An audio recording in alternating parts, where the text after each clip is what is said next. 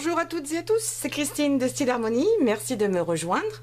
Le thème d'aujourd'hui est Noël, donc c'est la première vidéo d'une longue série de DIYs et tutoriels sur Noël. Et on va pouvoir faire plein de choses pour décorer notre maison et les garder d'une année sur l'autre, ça aussi c'est intéressant. Donc aujourd'hui nous allons faire des dessous de verre. Alors ici j'ai quelques exemples de dessous de verre que j'ai fait il y a très longtemps et qui depuis se sont abîmés dans les déménagements et puis voilà, qui se sont un petit peu défaits. Donc j'ai décidé d'en refaire d'autres. Et si vous faites également des marchés artisanaux, des marchés de Noël, c'est une chose que vous pouvez également faire pour vendre parce que ça se vend très bien. À Noël en particulier, mais ce sont des choses qui se vendent très bien. Alors ici j'ai utilisé, c'est de la céramique, ce sont des carreaux de plâtre. Vous pouvez utiliser bien d'autres choses en fonction de ce que vous pouvez trouver. Également, moi ce que je préfère finalement c'est le bois, donc c'est ça, ça s'achète comme ça brut, souvent dans les magasins de loisirs créatifs, vous pourriez sûrement en trouver également sur Amazon. Je vais essayer d'en trouver, si je les trouve je vous mettrai le lien dessous sous cette vidéo. L'avantage du bois c'est que ça ne casse pas autant, c'est beaucoup plus léger et c'est souvent aussi beaucoup moins cher. J'éviterai tout ce qui est, comment on appelle ça, le liège, parce que le liège est très mou et il a tendance à mal vieillir. Une fois que vous avez acheté vos dessous de verre, je vous conseille d'abord, première chose à faire, de les peindre, de tous les peindre en blanc. Même si là, vous voyez, ils sont très clairs, je les peins en blanc parce que quand vous faites la technique du serviettage, il est vraiment important que ce soit le plus clair possible pour révéler les véritables couleurs de votre dessin. Celles-ci, je les ai retrouvées, c'est exactement les mêmes que j'ai utilisées. C'est un petit peu couleur crème ici, ça fait un peu ancien. J'ai eu la chance d'en retrouver, mais j'ai retrouvé qu'un seul paquet, mais c'est déjà ça, donc je vais pouvoir en faire d'autres. Et ça va vraiment, le blanc va permettre de révéler toutes les couleurs. Si vous utilisez du jaune ou de l'argent ou n'importe quelle couleur, ça va transformer les couleurs que vous allez mettre par-dessus. Ça va être le rouge va être orangé, le bleu va devenir vert, etc. Donc toujours du blanc. Et en plus, par exemple ici, ce sont des tuiles, enfin de la céramique, des carreaux de plâtre qui étaient imprimés. Si vous voulez enlever, enfin ne plus voir ce qu'il y a dessous, le blanc c'est ce qui recouvre le mieux. Alors évidemment, je vous conseille de prendre une peinture assez épaisse. Moi, j'ai qu'une couche là-dessus. C'est loin d'être parfait, d'être couvert parfaitement, mais ça suffira. Pensez également à faire les bords, ce que j'ai fait ici. Et moi, ce que je viens faire ensuite, c'est que je viens peindre le dessous en noir. Parce que c'est en général la partie qui va le plus se salir. Et le noir permet de moins voir les traces. On pourra quand même essuyer et laver, mais je préfère mettre en noir plutôt que d'une couleur très claire. Après, si vous voulez le faire en marron ou d'autres couleurs, libre à vous. Et ce que je viens également utiliser ici, c'est de la mousse. Donc c'est de la mousse que l'on trouve dans tous les magasins, dans les loisirs créatifs ou autres. J'ai découpé avec un emporte-pièce un cercle qui est légèrement plus petit que mon rond. Comme ça, je ne le vois pas trop des bords ici. Quand je le pose à plat, je ne vois pas le fond. Et ça va protéger ma table de mon support, quel qu'il soit en bois ou qu'il soit ici, risquerait d'abîmer une table en bois ou en verre. Donc je viens mettre ça dessous, parce que ça fait, là il y a un petit peu de colle, je viens le mettre comme ça fait un côté plus professionnel et surtout, ça n'abîme absolument pas ma table. Donc de la mousse, de la peinture, je l'ai fait en général par 6, donc ce que je vous conseille, c'est de faire tout le blanc d'abord, ensuite tout le noir, et comme ça vous pouvez travailler un peu à la chaîne, et ça va beaucoup plus vite. Ensuite vous allez avoir besoin de colle, même de la colle, je vous conseille de prendre de la colle vinylique, si vous utilisez de la colle, et vous pouvez mettre ensuite à peu près 50% d'eau. Sinon en France, vous avez cette marque-là que vous trouvez dans beaucoup de magasins loisirs créatifs, qui s'appelle la Maison à Loisirs, et qui est un vernicole brillant. Et vous pouvez l'utiliser directement, il n'y a pas besoin de faire de mélange d'eau, et c'est un super produit, vraiment très bien, qui ne coûte pas cher. Souvent on l'a vendu en lot de 2. Chez Truffaut, ils ont souvent des prix très intéressants, et vous le vendent même un petit pinceau en mousse.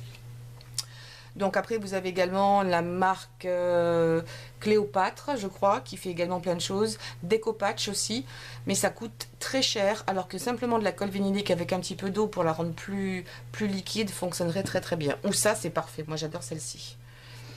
Je ne suis pas sponsorisée par la maison à loisirs. Ensuite, il faut que vous ayez des serviettes. Alors ça, c'est une... Alors, suivant les serviettes, vous allez trouver avec des modèles différents, bien entendu, mais surtout, quelquefois, ils vont se répéter 4 fois. Quelquefois, c'est un gros modèle au milieu. Quelquefois, ça va être aussi comme ça. C'est-à-dire là, j'ai le modèle qui se répète que 2 fois, mais en chaîne. Et celui-ci, c'est la même chose. En fait, j'ai 4 modèles ici qui se répètent. Mais alors là, c'est vraiment particulièrement intéressant. Parce qu'ici, si vous faites vos 6 identiques, vous allez avoir vraiment 6 identiques là-dedans. Dans une serviette, on peut au moins en faire 6, il n'y a pas de problème. Enfin, dans cette taille-là. Ce que j'aime par rapport à cette serviette ici, c'est que vous avez beaucoup d'éléments que vous allez pouvoir utiliser dans votre set, si par exemple vous en faites 6. Mais vous allez avoir à chaque fois des images différentes. Par exemple, vous pourriez avoir une image avec ici le petit cerf, avec ici les nains, un petit bout de sapin. Ça pourrait être une image pour un dessous de verre. Et puis ensuite, vous allez décaler le suivant. Par exemple, ici en haut, pour n'avoir que des petits oiseaux. Vous avez un écureuil.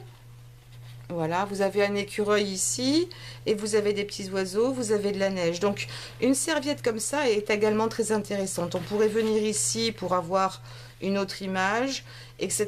Donc, utilisez au mieux votre serviette et ça restera exactement dans le même thème, les mêmes couleurs. Vous auriez des images différentes sur tous vos dessous de verre, tout en restant dans le même esprit, dans les mêmes couleurs. Ou alors, vous les faites 6 complètement différents et ça marche aussi très très bien.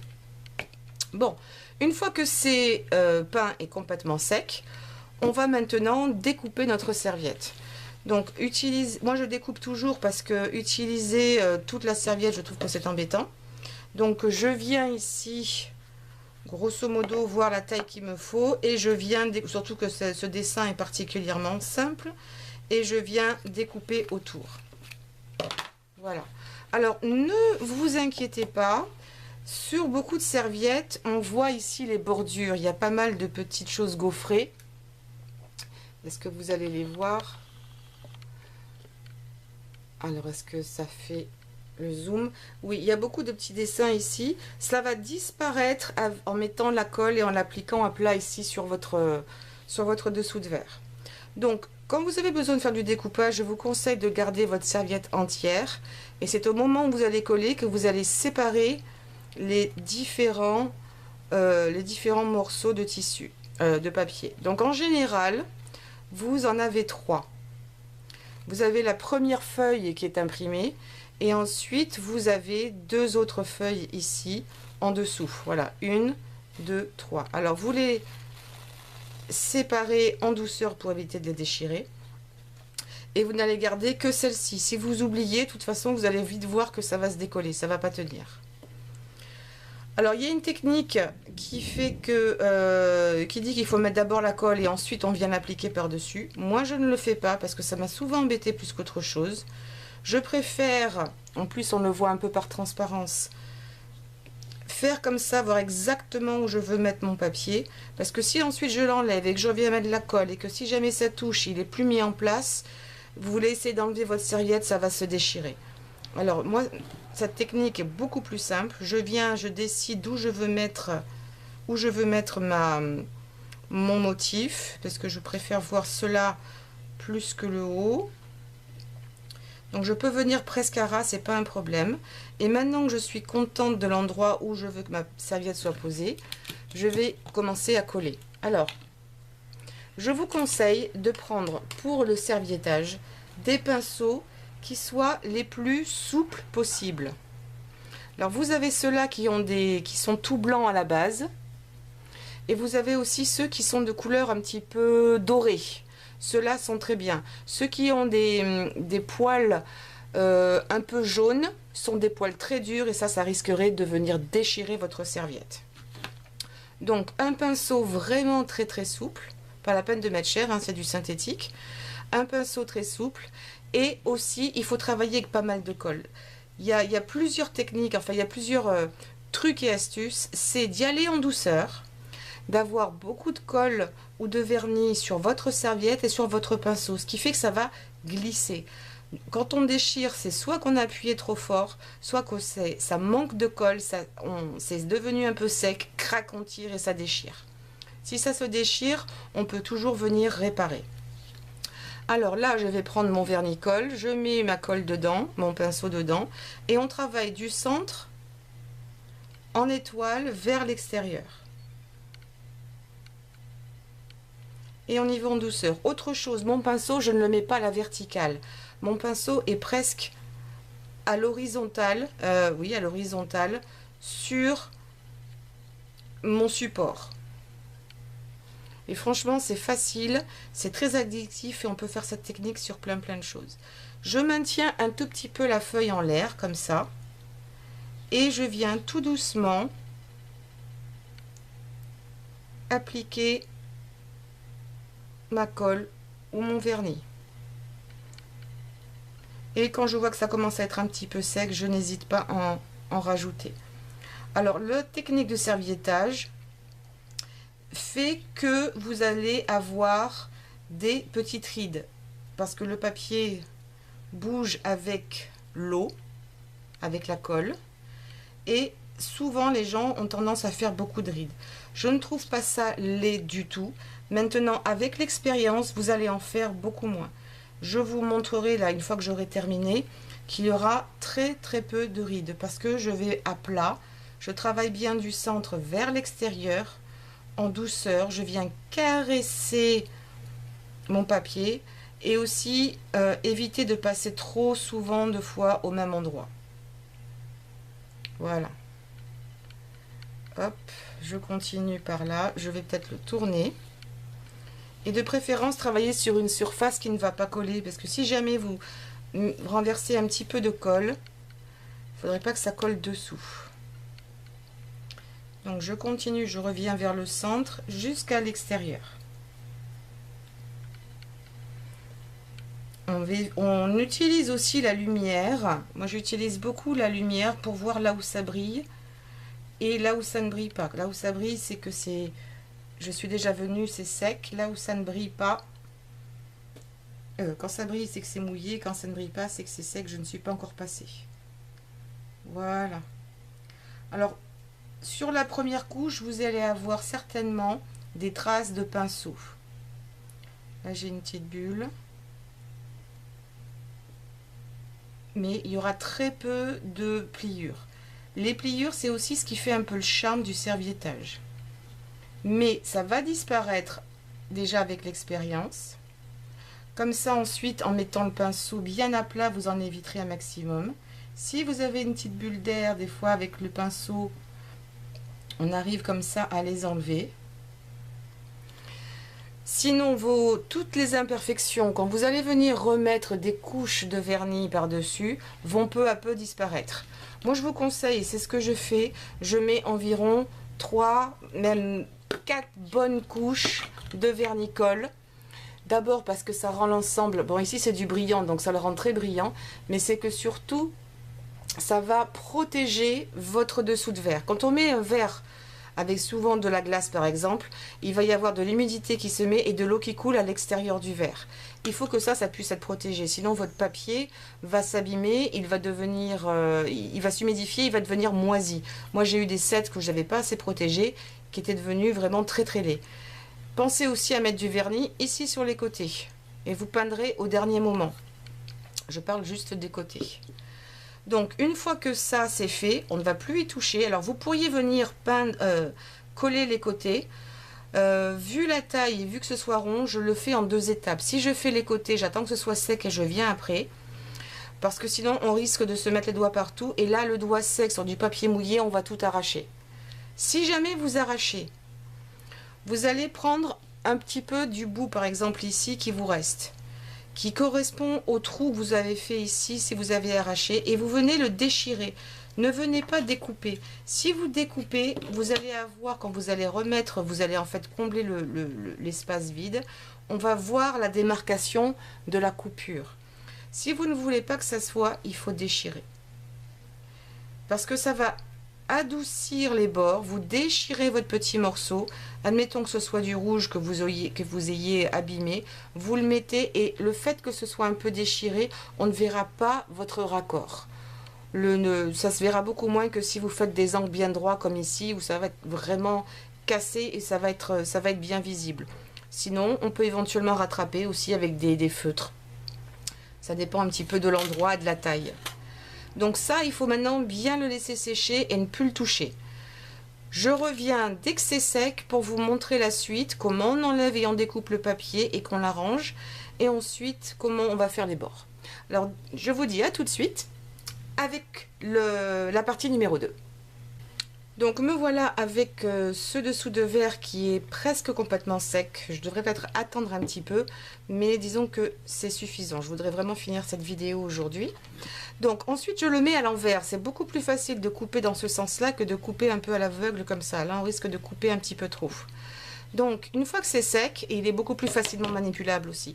Si vous voulez vraiment faire les bords, c'est maintenant que vous pourriez le faire parce que vous pouvez manipuler votre dessous de verre facilement, remettre de la colle ici ou du vernis-colle et ensuite venir descendre les bords là.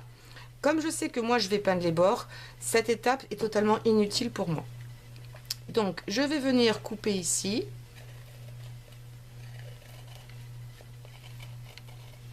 Tout autour, le plus près possible.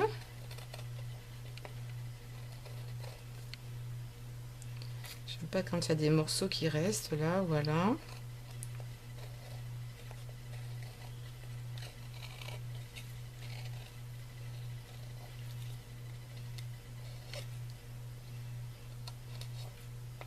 Donc je coupe l'excédent le mieux possible pour qu'il n'y ait vraiment rien qui dépasse. Je ne sais pas si vous l'avez entendu, mais il y a un gros orage qui se prépare. Et ici, quand il pleut, ça rigole pas. Alors ça, je vais l'éliminer pour pas que j'ai trop de petits morceaux qui volent.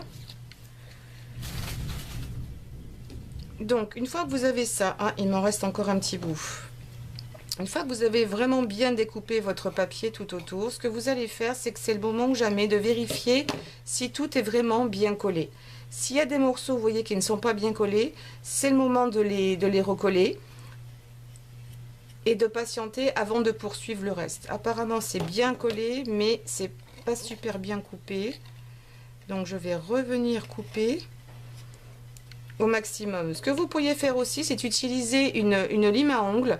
Si par exemple vous avez une coulure là de colle et que vous ne trouvez évidemment pas ça joli alors que tout le reste est bien lisse, vous utilisez une lime à ongles et vous venez tout doucement ici limer l'excédent de colle qu'il aurait pu y avoir ou le papier qui aurait pu peut-être se coller si vous aviez mis de la colle là et que vous ne voulez pas. C'est le plus doux, c'est le plus facile d'utiliser une lime à ongles. Sinon vous avez également du papier de verre, mais alors très très fin. Là, je vois que j'ai pas mis assez de colle. Donc, je reviendrai le mettre, mais après, comme ça, je peux continuer à vous montrer ce qu'il faut faire. Donc, n'oubliez pas, je ne sais plus ce que je vous ai dit dans la première partie, mais il faudra bien mettre 3 voire 4 couches supplémentaires de vernis-colle pour bien protéger votre papier et qui dure énormément et qui dure dans le temps. N'oubliez pas que ceux-là, je les ai fait il y a 7-8 ans. Donc, une fois que ça c'est fait, je vais venir prendre de la peinture acrylique dorée.